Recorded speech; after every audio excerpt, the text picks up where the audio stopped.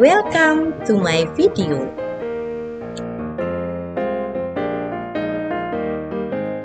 Perkenalkan, saya Maria Greti Rere. Saat ini saya sedang mengajar di SDRK 2 Fransiskus Padang. Halo sahabat-sahabat Yesus yang terkasih, berjumpa kembali bersama Miss Rere dalam pelajaran agama Katolik kelas 6 dengan tema karya pelayanan gereja. Adapun tujuan pembelajaran kita hari ini adalah siswa mampu menjelaskan arti dan bentuk-bentuk karya pelayanan gereja.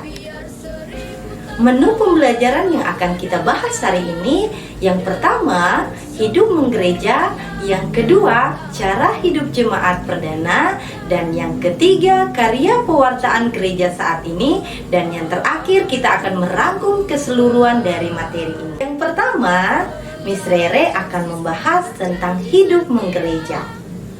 Hidup menggereja bukan hanya sekedar pergi ke gereja, dan bukan juga hanya menjadi seorang Katolik ataupun berdoa dan merayakan Ekaristi.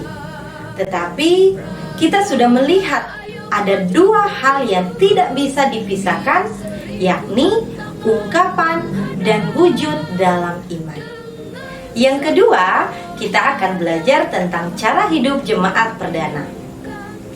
Sebagaimana dikisahkan dalam kitab suci Kisah Para Rasul bab 2 ayat 41 sampai 47 tentang cara hidup jemaat perdana. Nah, para rasul atau para murid Yesus tidak hanya memecahkan roti atau berdoa kepada Allah atau yang disebut liturgia, tapi juga bertekun dalam pengajaran para rasul atau kerigma.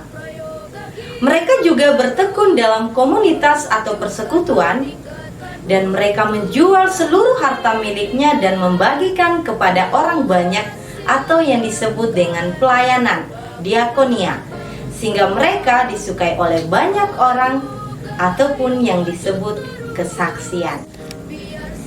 Nah, sahabat-sahabat Yesus yang baik, mari kita perhatikan contoh ungkapan iman dalam karya pelayanan gereja.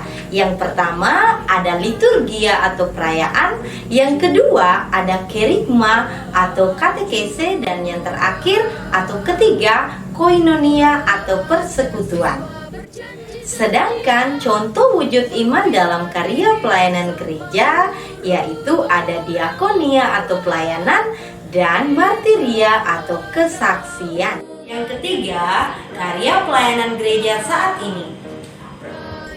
Nah, perlu anak-anak Miss ketahui bahwa gereja saat ini masih meneruskan cara hidup jemaat perdana atau para rasul. Yakni yang pertama, gereja memperkenalkan Yesus kepada banyak orang. Yang kedua, gereja melakukan pelayanan dan ibadah sakramen. Yang ketiga, gereja melakukan aksi sosial dan dialog antar agama. Dan yang keempat, gereja melayani orang kecil, orang miskin, dan orang sederhana. Pembelajaran hari ini dapat kita simpulkan. Yang pertama, pewartaan dimulai dari karya perutusan para rasul. Yang kedua, Allah diperkenalkan dan Injil diwartakan. Yang ketiga, gereja dipanggil untuk terlibat dalam karya sosial dan sakramental. Dan yang terakhir, kita semua dipanggil untuk ambil bagian sesuai dengan peran kita masing-masing. Terima kasih dan Tuhan memberkati. Sampai jumpa di pembelajaran berikut bersama Miss Rere. Bye-bye.